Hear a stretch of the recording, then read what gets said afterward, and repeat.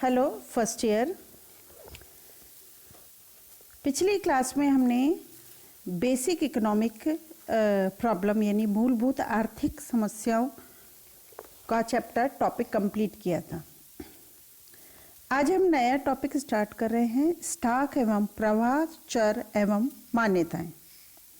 English में इसे बोलते हैं स्टॉक एंड फ्लो वेरिएबल्स। आर्थिक सिद्धांत का निर्माण चल राशियों, मान्यताओं, परिकल्पनाओं तथा निष्कर्षों के आधार पर किया जाता है।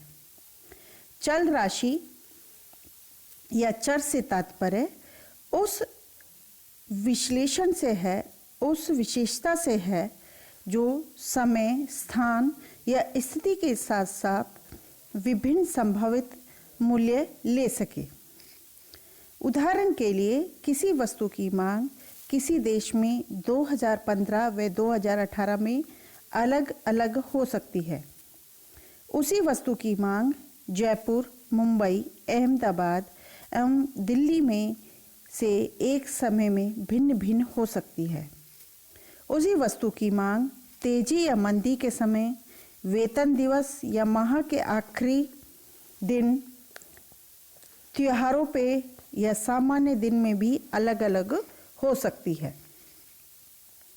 इस तरह जहां मांग चल या चल राशि हुई, चल राशियों को दो वर्गों में विभाजित किया जा सकता है। प्रथम आंतरिक चल राशि, दूसरी बाह्य चल राशि। और आंतरिक व बाह्य चल राशि, द्वितीय स्टॉक चल राशि व प्रवाह चल राशियां। आंतरिक चल राशि का संबंध सिद्धांत के अंदर से होता है। बाह्य से चल राशियां सिद्धांत के बाहर से तत्वों से प्रभावित होती है। उदाहरण के लिए पतंग की मांग उसकी कीमत से प्रभावित होती है, अतः पतंग की कीमत आंतरिक चल राशि हुई। परंतु यह मांग पूरे वर्ष समान नहीं रहती। मकर संक्रांति या राखी के समय इसकी ये मौसम की पतंग की मांग अलग अलग हो सकती है। इसलिए मौसम हुआ या फिर त्योहार हुआ, वो बाह्य चल राशि हुआ।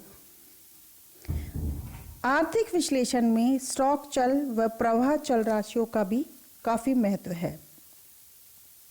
स्टॉक चल राशि किसी निश्चित समय बिंदु पर मापी जाती है, जबकि प्रवाह चल राशि किसी समय अवधि यानी अ पीरियड ऑफ टाइम में होती है। उदाहरण के लिए मुद्रा का भंडार, बैंक जमाएं, जनसंख्या, खाद्यान्नों का भंडार का माप 31 दिसंबर 2015 के दिन होता है, तो वो स्टॉक चल राशि हुआ। लेकिन प्रवाह में 2014 से दिसंबर 2020 के जो समय अवधि होती है उसे हम प्रवाह चर कहते हैं। प्रवाह व स्टॉक चर में अंतर। स्टॉक तथा प्रवाह चर में अंतर समय से संबंधित होता है। यदि किसी आर्थिक चर को एक निश्चित समय बिंदु पर मापें तो वो स्टॉक चर होगा। जैसे 31 दिसंबर में देश की मुद्रा की पूर्ति, बैंक जमा, पूंजी की मात्रा, जनसंख्या, श्रम की पूर्ति आदि स्टॉक चर के उदाहरण थे। परंतु यदि हम प्रति माह, प्रति वर्ष मुद्रा की मात्रा का परिवर्तन, जमाओं में परिवर्तन, पूंजी में परिवर्तन, जनसंख्या में परिवर्तन आदि को माप करें तो वह प्रवाह चल राशि होगी। उदाहरण के लिए घरों में पानी की टंकी में रखा पानी स्टॉक है, परंतु जिस नल से उस टंकी में पानी भरता है या टंकी से बाथरूम, रसोई आदि में नल की सहायता से जो पानी जाता है या उपयोग में लिया के नाली में जो पानी जाता है, तो वह प्रवाह यानी फ्लो है। समष्टि अर्थशास्त्र में टंकी में आने की प्रक्रिया को इंजेक्शन अथवा टंकी में जाने की प्रक्रिया को लीकेज यानी रिसाव कहते हैं। बैंक में जमाकर्ता द्वारा पैसा जमा करना इंजेक्शन है और जमा राशि निकालना रिसाव है। जैसा कि चित्र में बताया गया है, ये एक पानी की टंकी है। इसमें पानी बाहर से आ रहा है और ये टंकी भर रही है। जो ये टंकी भरती है इसको हम स्टॉक कहते हैं, लेकिन पानी बाहर से आ रहा है और नीचे जा रहा है यूज़ करने के लिए, तो इसको हम प्रवाह कहेंगे।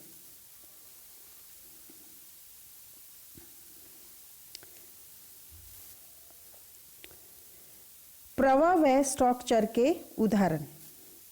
किसी बैंक या फर्म का संतुलन चिट्ठा यानी बैलेंस शीट स्टॉक चर की श्रेणी में आता है, क्योंकि इसमें बैंक या फर्म के व्यवसाय की 31 दिसंबर की स्थिति का पता लग जाता है।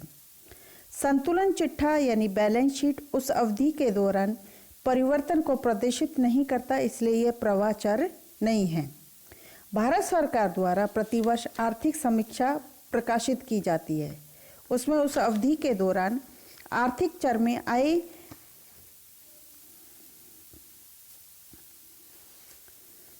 परिवर्तनों को दर्शाया जाता है, जो कि वित्तीय वर्ष 1 अप्रैल से 31 मार्च का होता है, तो उसको हम प्रवाह चर कहते हैं। व्यष्टि अर्थशास्त्र या समष्टि अर्थशास्त्र में स्टॉक चर व प्रवाह चर अलग अलग होते हैं।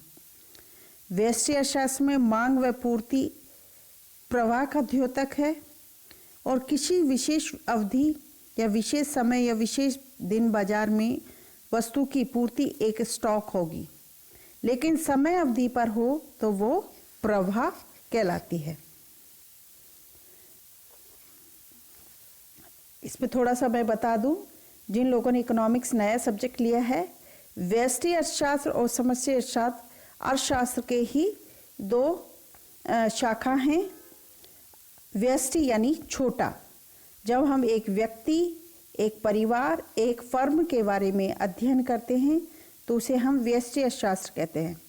समष्टि अर्थशास्त्र, जिसे इंग्लिश में मैक्रो इकोनॉमिक्स कहते हैं, समष्टि यानी बड़ा, एक देश की कुल आय, कुल व्यय, कुल निवेश, कुल जमा, कुल राष्ट्रीय आय, इन सब के बारे में जब हम पढ़ते हैं तो वो समष्टि अर्थशास्त्र कहलाता है। समष्टि विश्लेषण में प्रवाह व स्टॉक दोनों की धारणाएं महत्वपूर्ण होती हैं। अब आपको स्पष्ट हो गया होगा, एक समय विशेष यानी एक दिन यानी 1 दिसंबर 2010 मान लीजिए, उस दिन जब हम किसी भी वस्तु की चरों के बारे में बात करते हैं तो वो स्टॉक कहलाता है। और जब हम एक समय अवधि यानी 1 वर्ष, 1 महीना यानी 1 वर्ष की बात करें तो 1 जनवरी से 31 दिसंबर की जो पूरा साल होता है उसके में जो भी चर होंगे तो उसको हम प्रवाह कहते हैं। लेकिन यहाँ एक बात भी ध्यान देने की, प्रवाह सदैव स्टॉक से उत्पन्न होता है। जैसे अगर टंकी में पानी ज़्यादा होगा, वो स्टॉक का उदाहरण है, तो प्रवाह भी ज़्यादा होगा। कहने का मतलब है जितना ज़्यादा स्टॉक होगा प्रवाह भी उतना ही ज़्यादा होगा। जैसे पूंजी एक स्टॉक है और जबकि विनियोग प्रवाह है। अगर हम यहाँ बहुत सारे उदाहरण की बात करें तो एक उदाहरण हम पहला लें कि एक पेट्रोल पंप टैंक जो होता है, पेट्रोल पंप में जो टैंक में 500 गैलन पेट्रोल है वो स्टॉक का है, लेकिन यदि 500 गैलन प्रति वर्ष या प्रति माह की सप्लाई होती है तो वो प्रवाह कहेंगे। इस तरह से दूसरा उदाहरण लें कि भारत में किसी दिन रोजगार पर लगे हुए श्रमिकों की संख्या स्टॉक चर कहलाती है, परंतु प्रति माह व प्रतिदिन की बात करें, प्रति माह की बात करें, कितने लोग रोजगार पाते हैं या नौकरी छोड़ते सो प्रवाह चर कहते हैं। ऐसे मुद्रा स्टॉक चर है, परंतु मुद्रा का व्यय प्रवाह चर कहलाता है। दूसरा, अगर हम बैंक का उदाहरण दें, किसी बैंक के पास रोजाना आने वाली जमा प्रवाह चर है, लेकिन 31 दिसंबर के दिन बैलेंस शीट जो बनाई जाती है उसको हम जमा राशि स्टॉक चर कहते हैं। ऐसे जब हम पूरी पढ़ेंगे इकोनॉमिक्स, उसमें बहुत सारे ऐसे उदाहरण हैं जो प्रवाह और स्टॉक चर के बारे में बताते हैं। परंतु कुछ ऐसे चर भी होते हैं जिनमें स्टॉक और प्रवाह दोनों के गुण विद्यमान जैसे हैं। जैसे मुद्रा की मात्रा स्टॉक भी है, जब उसमें होने वाली जो परिवर्तन होते हैं वो प्रवाह माना जाता है। स्टॉक चरों में परिवर्तन प्रवाह के कारण ही होते हैं। फिर भी प्रवाह चरों का आकार भी कमोवेश स्टॉक से ही निर्धारित होता है। उदाहरण के लिए किसी अवधि में पूंजी का स्टॉक तभी अधिक होगा जब विनियोग अधिक होगा, और विनियोग तभी अधिक होगा जब स्टॉक अधिक होगा, यानी एक दूसरे पर निर्भर होते हैं। स्टॉक के समय एक निश्चित बिंदु से संबंधित होता है और प्रवाह एक समाअवधि से संबंधित होता है।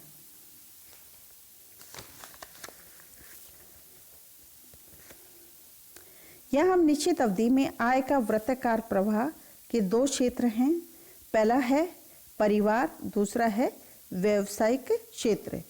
ये बंद अर्थव्यवस्था को शामिल कह रहा है। खुली अर्थव्यवस्था में आयात और निर्यात जो बाहर के देशों से होता है उसको शामिल करते हैं। यहाँ पर इस अगर चित्र को हम समझें, यहाँ पर दो क्षेत्र हैं, परिवार क्षेत्र, व्यवसायिक क्षेत्र। परिवार क्षेत्र के पास भूमि, पूंजी, श्रम, उद्यम होता है।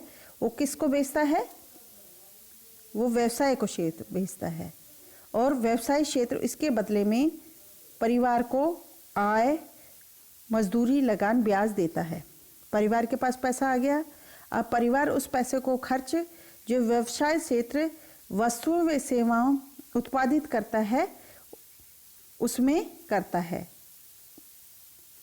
और बदले में वस्तु व सेवाएं परिवार के पास पहुंच जाती है। इस प्रकार ये वृत्ताकार प्रवाह चलता रहता है। यानी यह अर्थव्यवस्था में दो क्षेत्र हैं, प्रथम परिवार, द्वितीय व्यवसायिक क्षेत्र। उत्पत्ति के साधन परिवार के से फर्मों की और प्रवाह के रूप में होता है, और फर्मों में इसके बदले में आय प्राप्त होती है। परिवार इस प्रकार आय के फर्मों को प्रभावित करते हैं और इसके बदले वस्तुएं सेवाएं प्राप्त करते हैं। इस प्रकार यह आय व उत्पादित वस्तुओं एवं साधनों के दो क्षेत्रों में प्रभाव व्यक्त करता है। नीचे एक टेबल दी हुई है जिसमें स्टॉक और प्रवाह के विभिन्न उदाहरण हैं। जैसे स्टॉक की बात करें,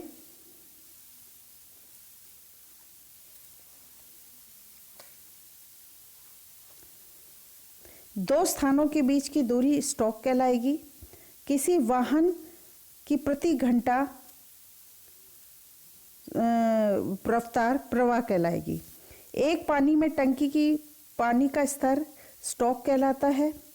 पानी की टंकी से किसी नल के द्वारा प्रति घंटा अंदर आने वाला और बाहर जाने वाला पानी की मात्रा प्रवाह कहलाता है। किसी जलाशय में पानी स्टॉक कहलाएगा। किसी नदी में बहता पानी प्रवाह कहलाएगा। किसी फर्म या व्यक्ति के पास कुल मुद्रा की मात्रा स्टॉक कहलाएगी। किसी फर्म या व्यक्ति की मासिक आय प्रवाह कहलाती है। Thank you very much.